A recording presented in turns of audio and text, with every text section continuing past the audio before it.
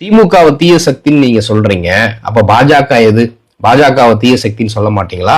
மகாத்மா காந்தி தேசிய ஊரக வேலைவாய்ப்பு திட்டத்தை வச்சு அந்த திட்டத்தினுடைய பெயரை மாற்றி ஏழை எளிய மக்களுடைய வயிற்றுல அடிக்கிற பாஜகவை பத்தி ஒரு வார்த்தை நீங்க பேசல.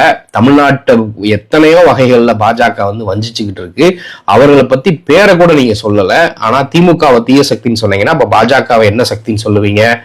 யாரோ எழுதி கொடுத்ததா மனப்பாடம் பண்ணி தீய சக்தி அது இதுன்னு காய்ச்சி மூச்சு நீங்க கத்துனாலும் நீங்க எம்ஜிஆரும் கிடையாது, அண்ணாவும் கிடையாது, நீங்க விஜய் தான் அப்படின்னு விஜய நடிகர் மன்சூர் அலிகான் கடுமையாக தாக்கி பேசியிருக்கிறாரு. அவர் தாக்கி பேசினாலும் தாவேகா தொண்டர்கள் அதை உணரணும்.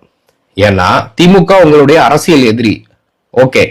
ஆனா தமிழ்நாட்டுக்கு பாஜக துரோகம் பண்ணுது, தமிழ்நாட வஞ்சிக்குது அப்படின்னா அது திமுகவை மட்டும் சார்ந்து கிடையாது, எல்லாரையும் சேர்த்துதான் பாஜக வஞ்சிக்குதுன்னா ஏன் உங்களுடைய கொள்கை எதிரியை நீங்க பேச மாட்டீங்க அப்படிங்கிற ஒரு கேள்வி வருது. தமிழ்நாட்டுக்கு பேரிடர் நிதி கொடுக்கல, கல்வி நிதி கொடுக்கல, மெட்ரோ திட்டத்துக்கு நிதியும் கொடுக்கல, மதுரை கோயம்புத்தூர் மெட்ரோ திட்டத்துக்கு அனுமதியும் கொடுக்கல. RSS சங் பரிவார் அமைப்புகள் திருப்பரங்குன்ற விவகாரத்தை வச்சு தமிழ்நாட்டில் எப்படியாவது கலவரத்தை உண்டு பண்ணிடலாம்னு நினைச்சுக்கிட்டு இருக்காங்க. இது போன்ற எண்ணற்ற பிரச்சனைகளை தமிழ்நாட்டுக்கு நாள்தோறும் கொடுத்துக்கிட்டு வருது பாஜக. ஆனா அதை குறிச்சு எதையுமே பேசாம பாஜக, மோடி, RSS அப்படிங்கிற வார்த்தையவே விஜய் அவர்கள் பயன்படுத்தல அப்படின்னா இவர் எதுக்காக கொள்கை எதிரின்னு அவர்களை சொல்லணும்? திமுக மட்டும்தான் எதிரி அப்படின்னா இப்ப எல்லாரும் யூகிக்கிற மாதிரி விஜய் பிஜேபியால் அனுப்பப்பட்ட ஆளா அப்படிங்கிற சந்தேகம் உறுதிப்படுதில்ல.